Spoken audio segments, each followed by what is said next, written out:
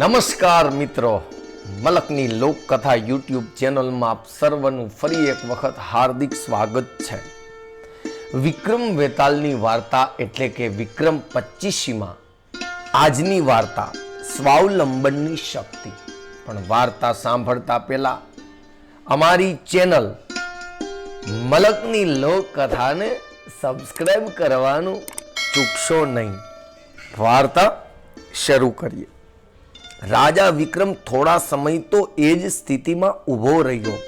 વેતાલ તો એની આંખો સામે જ ઓજલ થઈ ગયો હતો.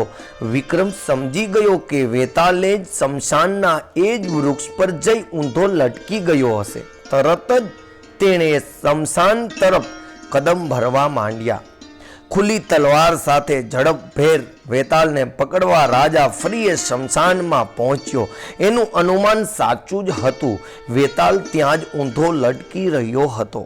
વિક્રમ ફરી એ જ વૃક્ષ પર ચડ્યો. શબને નીચે ઉતારીને ખંભે નાખ્યું. થોડે જ આગળ ચાલતા મરદામાનો વેતાલ બોલ્યો, આ કેવી કમનસીબી છે રાજન!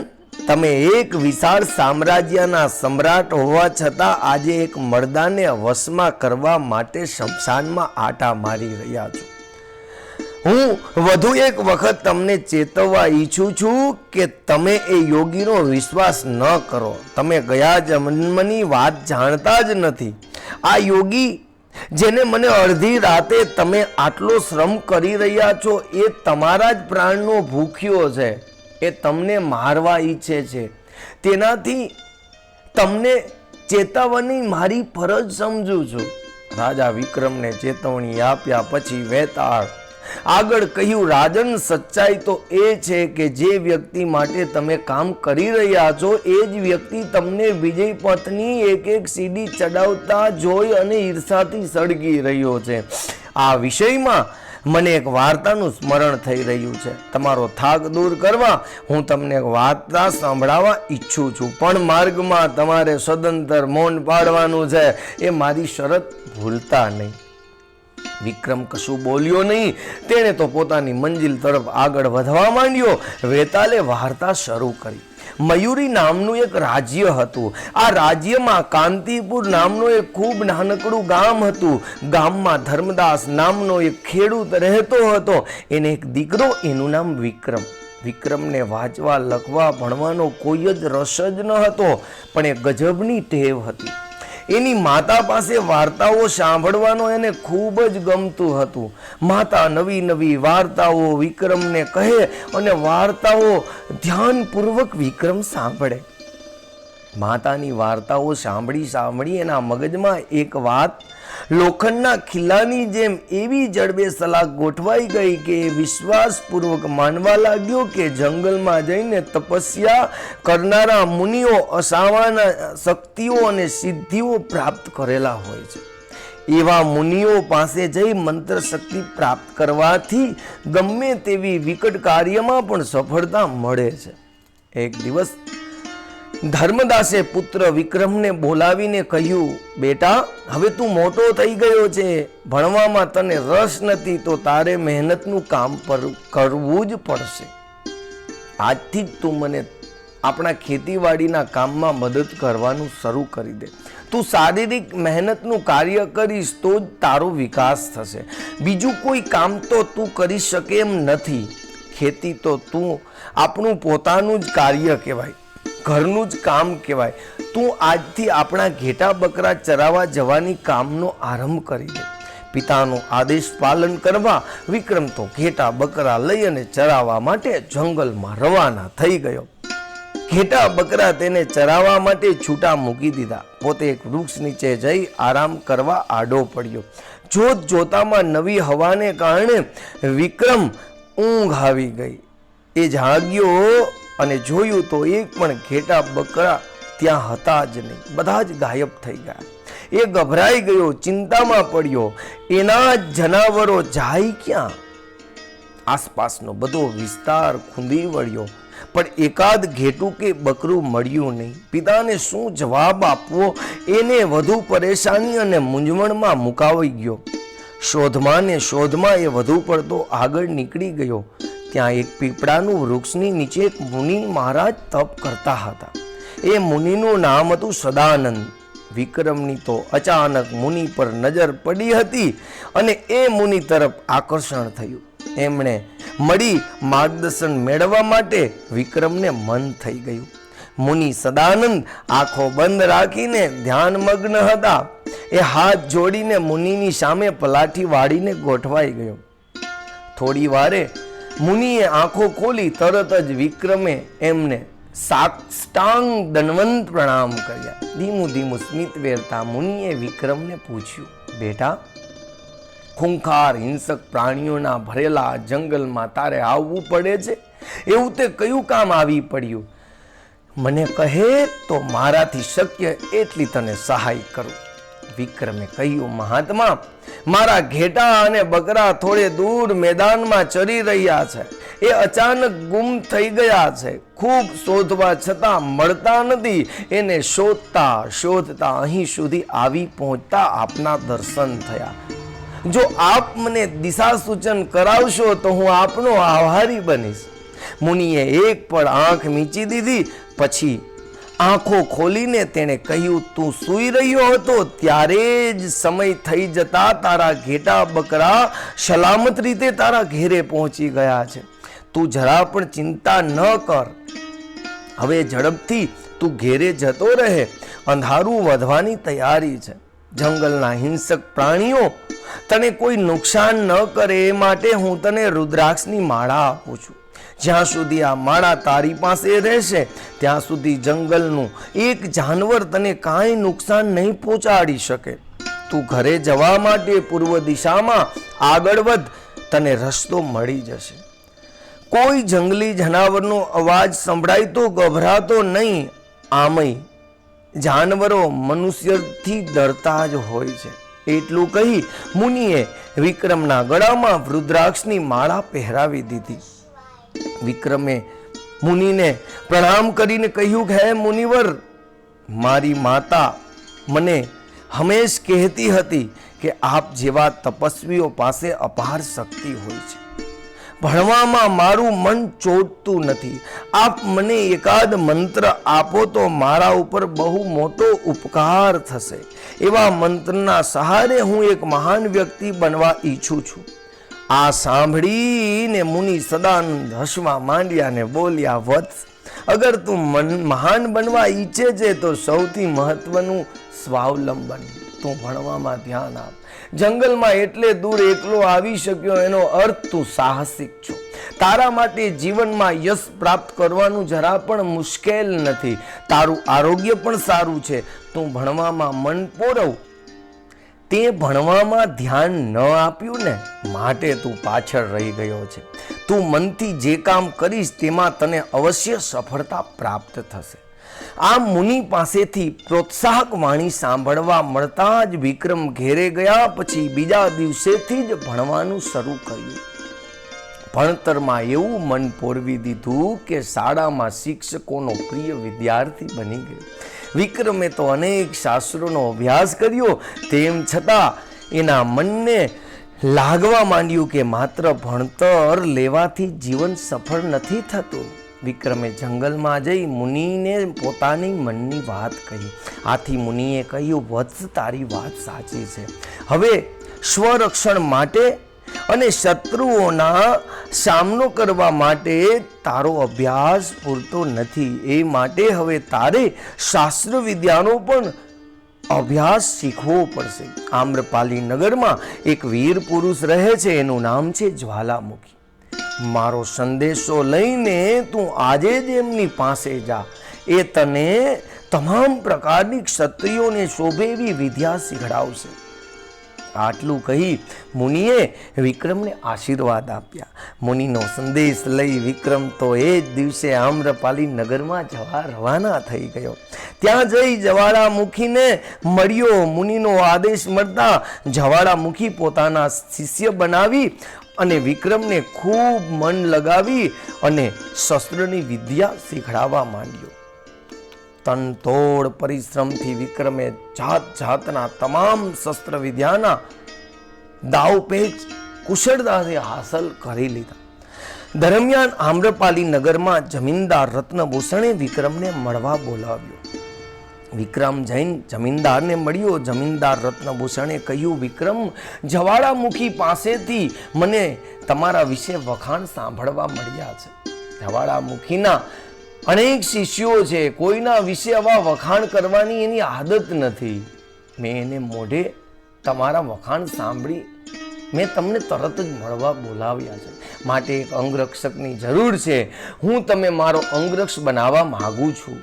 શું તમે મારા અંગરક્ષક બનવા ગમશે? વિક્રમે અંગરક્ષકની કારીગરી સ્વીકારી લીધી. પણ જમીનદારની નોકરી શરૂ કરતા પૂર્વ જંગલમાં જઈ મુનિને દર્શન કરવા તે પહોંચી ગયો. બધી જ વાત વિક્રમે મુનિને કહી સંભળાવી. પછી ઉમેર્યું, મુનિવર, હું જાણું અને સમજું છું કે એક અંગરક્ષકની કારીગરી મને યોગ્ય નથી. તેમ છતાં મેં તો સ્વીકાર લીધી છે. મેં વિચાર્યું કે જે તક મળે એ શા માટે જવા દઉં. અંગરક્ષકની કામગીરી કરવા છતાં હું ઊંચું પદ પ્રાપ્ત કરવા માટે હંમેશા પ્રયત્નશીલ રહીશ. આપનું આ વિશે શું સૂચન છે? મુનિએ કહ્યું, વત્સ, તું યોગ્ય જ વિચારી રહ્યો છે. મારા તને આશીર્વાદ છે કે તું જરૂર ઉચ્ચ પદ પ્રાપ્ત થશે. મુનિ સદાનંદના આશીર્વાદ લઈ વિક્રમ ફરી આમ્રપાલી નગરમાં આવી પહોંચ્યો. જમીનદાસ રત્નભૂષણને ત્યાં તેમના અંગરક્ષક તરીકે કામગીરી શરૂ કરી.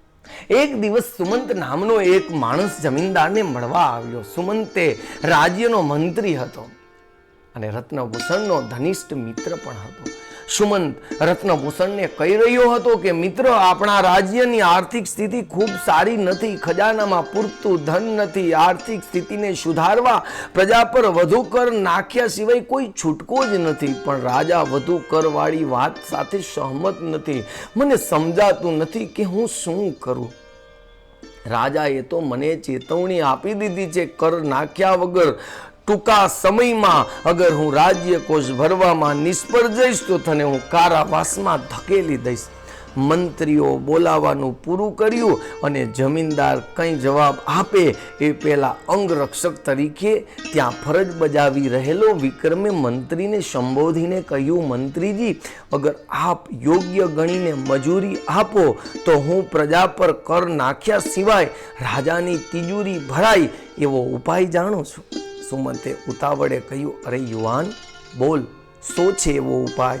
વિક્રમે કહ્યું, મંત્રીજી, આપણા રાજ્યના અનેક વેપારીઓ પૂર્વના ટાપુઓમાં અને પડોશી દેશ સાથે વેપાર ખેડે છે.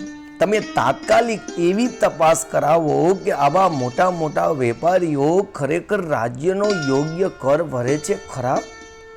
માત્ર તપાસ કરો અને તમારી તિજોરી ભરવાની સમસ્યાનો અંત આવી જશે. આ વાત સાંભળી મંત્રી સુમંત ખુશખુશાલ થઈ ગયો. તેણે તરત જ જમીનદાર રત્નભૂષણને કહ્યું, મિત્ર, તારો આ અંગરક્ષક અત્યંત બુદ્ધિશાળી છે. તું મને સોંપી દે. હવેથી એ મારો સલાહકાર બનીને રહેશે. ફરી વિક્રમ જંગલમાં પહોંચ્યો. મુનિ સદાનંદને બધી વાત કહી સંભળાવી. મુનિ બોલ્યા, વત્સ વિક્રમ, તું મારા બુદ્ધિ બળના પ્રતાપે થોડા વધુ ઊંચા પદે પહોંચી રહ્યો છો. મને આ વાતનો આનંદ છે. આ તારા સ્વાવલંબનનું જ ફળ છે. બસ આ રીતે સ્વાવલંબી બનીને વધુ ને વધુ પ્રગતિની સીડી ચડતો રહેવા મારા આશીર્વાદ છે. મુનિના આશીર્વાદ લઈ વિક્રમ ફરી પાછો ફર્યો. મંત્રી સુમંતના સલાહકાર બની રાજ્યના કામકાજમાં સલાહ સૂચન આપવા લાગ્યો. દરમિયાન અચાનક એક ઘટના બની.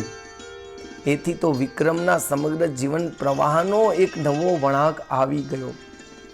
એક દિવસ રાજા ચંદ્રકેતુ દરબાર ભરીને બેઠા હતા. દરબારમાં એક માંત્રિક આવ્યો. માંત્રિકનું નામ હતું દુષ્ટમુખ. માંત્રિકે દરબારમાં ઉપસ્થિત થઈ આદેશ આપવાનો હોય એવા કઠોર સુરમાં રાજાને કહ્યું, રાજા ચંદ્રકેતુ, હું તારી કન્યા સાથે પરણવા ઈચ્છું છું. મારું જાદુઈ અરીસામાં જોઈને મને જાણવા મળ્યું છે કે તને ચંદ્રપ્રભા નામની એકની એક પુત્રી છે. એ અદ્ભુત સુંદર છે. મારા એની સાથે લગ્ન કરે, નહીતર મારી મંત્ર શક્તિના બળ વાપરવું પડશે. હું ધારું તો તારી આખી નગરીને જલાવી અને રાખ કરી નાખીશ. હું એવી મંત્ર શક્તિ ધરાવું છું, તે બળ પ્રયોગ કર્યો તો તને કડક સજા કરીશ. માંત્રિકની માગણી અને એ માંગ રજૂ કરવાની બદતમીજીથી રાજા ચંદ્રકેતુનો ચહેરો ગુસ્સેથી લાલ પીળો થઈ ગયો. તલવાર કાઢી જેવો એ માંત્રિકને મારવા ગયો, તરત જ માંત્રિકે એક વિકરાળ અટ્ટહાસ્ય કર્યું. પછી પોતાના હાથમાં રહેલા જાદુઈ દંડ હવામાં લહેરાવ્યો. બીજી જ પડે ચંદ્રકેતુનો ડાબો હાથ અને જમણો પગ તરત પથ્થર બની ગયા. રાજા જાણે લકવો થઈ ગયો હોય એમ જમીન પર પડી ગયા. દુષ્ટ મુખે દરબારમાં બધા જ દરબારીઓ ધમકી આપતા કહ્યું, ખબરદાર, અગર કોઈ આગળ આવ્યા છો તો બધાની હાલત રાજા જેવી કરી નાખીશ. આટલું કહીએ માંત્રિક રાજકુમારીનું અપહરણ કરીને લઈ ગયો અને અદ્રશ્ય થઈ ગયો.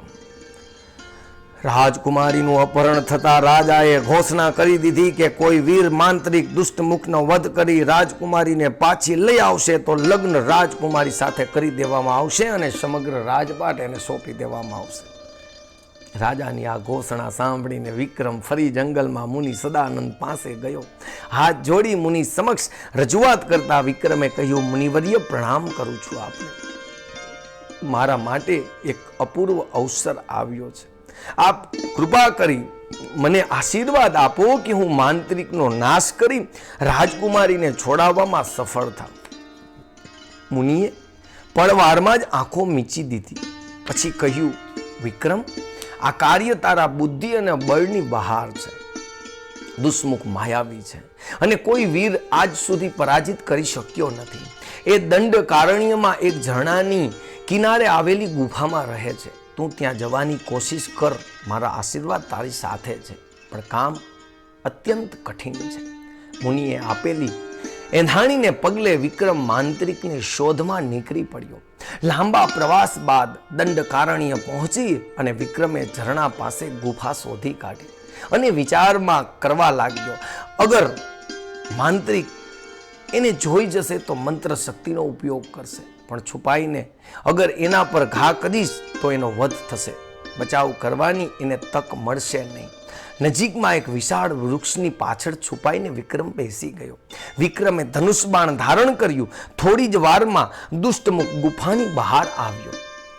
હવે યોગ્ય તક છે એવો ખ્યાલ કરી તેને માંત્રિક ઝરણા તરફ જવા વળ્યો કે તરત વિક્રમ ઝેર ચઢાવેલું એક ધારદાર તીર છોડ્યું. સનનનનનન કરતું છૂટેલું એ તીર સીધું માંત્રિકના હૃદયની હાર પાર નીકળી ગયું. બીજી ક્ષણે રાડો નાખતો માંત્રિક દુષ્ટમુખ ત્યાં ઢળી પડ્યો. થોડા તડફડિયા મારી અને મૃત્યુ પામ્યો. જેવું માંત્રિકનું મૃત્યુ થયું તરત જ રાજા ચંદ્રકેતુના હાથ પગ હતા એવા સામાન્ય બની ગયા. વિક્રમે ગુફામાં જઈ બંધન અવસ્થામાં રખાયેલી રાજકુમારીને મુક્ત કરી ફરી એ આમ્રપાલી નગરમાં આવી પહોંચ્યો. રાજકુમારી રાજાને હવાલે કરી. રાજાએ રાજકુમારીના લગ્ન વિક્રમ સાથે કરાવી દીધા. વિક્રમને પોતાના રાજ્યનો ઉત્તરાધિકારી જાહેર કરી દીધો. થોડા સમય બાદ રાજા ચંદ્રકેતુનું અવસાન થયું. વિક્રમ રાજા બની ગયો. ગાદી મળતા જ તે મુનિ સદાનંદ પાસે જઈ અને પ્રણામ કરી આશીર્વાદ મેળવ્યા. વિક્રમે મંજૂરી માંગતા મુનિ સદાનંદે કહ્યું, મુનિવર, આપના જ પ્રોત્સાહનથી એક પછી એક સીડી ચડી આજે આ પદ પર આવી પહોંચ્યો છું. મારી હવે ઈચ્છા છે કે પડોશીનું રાજ્ય જીતીને હું ચક્રવર્તી બનું. આ સાંભળીને સદાનંદ મુનિ એકદમ ક્રોધે ભરાઈ ગયા. ગુસ્સામાં બોલ્યા, વિક્રમ, આવા મૂર્ખાઈ ભર્યા વિચાર કરવાનું બંધ કર. તને અત્યાર સુધી જે મળ્યું એનો સંતોષ માન. મુનિની સલાહ મુજબ જ પગલાં ભરનાર વિક્રમે ચક્રવર્તી બનવાનો વિચાર પડતો મૂક્યો. વાર્તા અહીં પૂરી કરતા વેતાલે રાજા વિક્રમાદિત્યને પ્રશ્ન પૂછ્યો, રાજન, તે આ વાર્તા સાંભળી, હવે વિચાર કરી મારા પ્રશ્નોના ઉત્તર આપ. મુનિ સદાનંદે દરેક પગલે વિક્રમને પ્રોત્સાહન આપ્યું. તો ચક્રવર્તી બનાવવા માટે કેમ હતોત્સાહ કર્યો? શું મુનિ સદાનંદ વિક્રમ પ્રત્યે ઈર્ષાભાવ પેદા થઈ ગયો હતો? માત્ર મુનિના કહેવાથી વિક્રમ ચક્રવર્તી બનવાનો વિચાર કેમ પડતો મૂક્યો? શું એને ભય લાગ્યો કે જો એ મુનિના ના પાડવા છતાં ચક્રવર્તી બનવા જશે તો મુનિ પોતાની મંત્ર શક્તિથી તેને નુકસાન પહોંચાડશે તો રાજપદ પણ છીનવાઈ જશે? આ પ્રશ્નોના ઉત્તર જાણવા છતાં તું નહીં આપે તો તારા માથાના ટુકડે ટુકડા થઈ જશે. આથી રાજા વિક્રમે કહ્યું, વેતાળ, પ્રત્યેક વ્યક્તિની પ્રગતિની એક હદ હોય છે. એ હદથી આગળ વધવા છતાં અગર અન્યને નુકસાન થતું હોય તો જે મળ્યું એનાથી જ સંતુષ્ટ રહેવું જોઈએ. વિક્રમ ચક્રવર્તી બનવા માટે પ્રયાસ કરે તો અનેક યુદ્ધ થાય. આવા યુદ્ધથી પ્રજા અને સંપત્તિનું પારાવાર નુકસાન થાય. આ વિચારથી જ મુનિએ વિક્રમને ચક્રવર્તી નહીં બનવાનું કહ્યું. મુનિની સલાહમાં જે ઉદ્દેશ હતો એ જ ઉદ્દેશ વિક્રમ સમજી ગયો એટલે જાતે જ ચક્રવર્તી બનવાનો વિચાર પડતો મૂક્યો. એમાં મુનિની વિક્રમ ભય પામ્યો એવો કોઈ પ્રશ્ન જ નથી. વિક્રમાદિત્યનો ઉત્તર એકદમ સચોટ હતો. વેતાળના મુખમાંથી પ્રશંસાના શબ્દો સરી પડ્યા. વાહ રાજન વાહ, તે કેટલો બધો બુદ્ધિપૂર્વક ઉત્તર આપ્યો. સાચે એ જ કારણ હતું. ચક્રવર્તી બનવાનો વિચાર પડતો મૂકીને વિક્રમે યોગ્ય જ કર્યું હતું, પરંતુ કે રાજન તે મૌન તોડ્યું છે. આથી હવે હું આઝાદ છું, હું ચાલ્યો મારા વૃક્ષ પર. મેં તને મૌન રહેવાનું કહ્યું હતું અને તે મૌન તોડ્યું છે. આટલું બોલી વેતાળ ઉડી ગયો. મિત્રો, આ વાર્તા અહીંયા પૂરી થઈ છે. અમારી વાર્તા ગમી હોય તો અમારી ચેનલ મલકની લોકકથાને સબસ્ક્રાઈબ કરવાનું ભૂલતા નહીં.